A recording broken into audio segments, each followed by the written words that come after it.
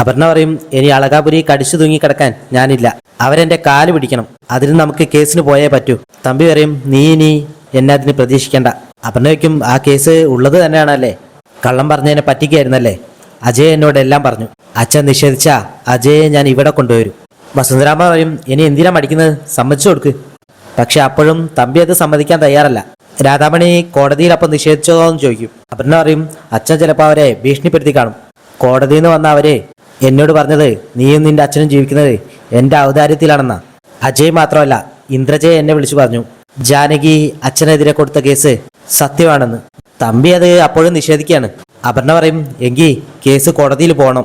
രാധാമണി വാരശ്ശേര് കോടതിയിൽ വന്ന് സത്യം പറയട്ടെ എന്ന് പറയും. വസുന്ധരാമ പറയും, ഇനി എന്ത് സത്യം പറയേണ്ടത്?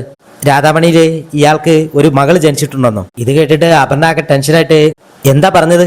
ഒന്നുകൂടെ പറ. വസുന്ധരാമ ജാനകിയുടെ കഥകളൊക്കെ പറയാണ്. അവളെയാണ് നീ അനാഥ എന്ന് പറഞ്ഞ് കളിയാക്കിയത്. നീ അവളുടെ അനിയത്തിയാണെന്ന് എന്നെ അവൾ തിരിച്ചറിഞ്ഞു കഴിഞ്ഞു. നിന്നോട് കാണിക്കുന്ന അലിവ് നീ അവളുടെ അനിയത്തി ആയതുകൊണ്ടാ. ഇതൊക്കെ ഒരു കുറ്റബോധത്തോടെ കേട്ട് നിൽക്കുകയാണ് അപർണ. അപർണ അകത്ത് വന്നിട്ട് തമ്പിയോട് ചോദിക്കും, അച്ഛാ, നിങ്ങളുടെ മകളാണോ ജാനകി?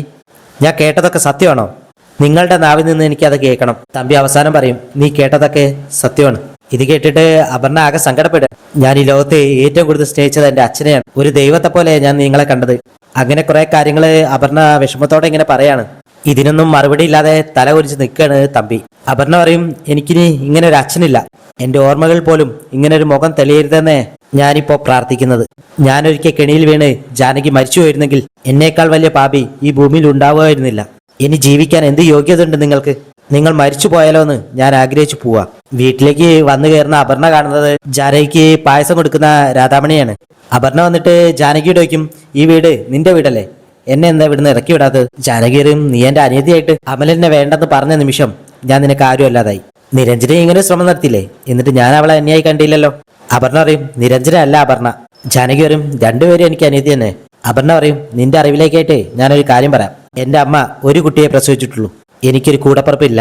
അച്ഛന് മക്കളുണ്ടാവില്ല എന്ന് ചോദിക്കാം. എനിക്കൊരു അച്ഛനില്ല. ഒരച്ഛനില്ലാത്തവളാ ഞാൻ. അതും പറഞ്ഞ് അപർണ റൂമിലേക്ക് പോകും. എന്നിട്ട് ഓരോ കാര്യങ്ങൾ ഇങ്ങനെ ഓർത്തു നോക്കുകയാണ്.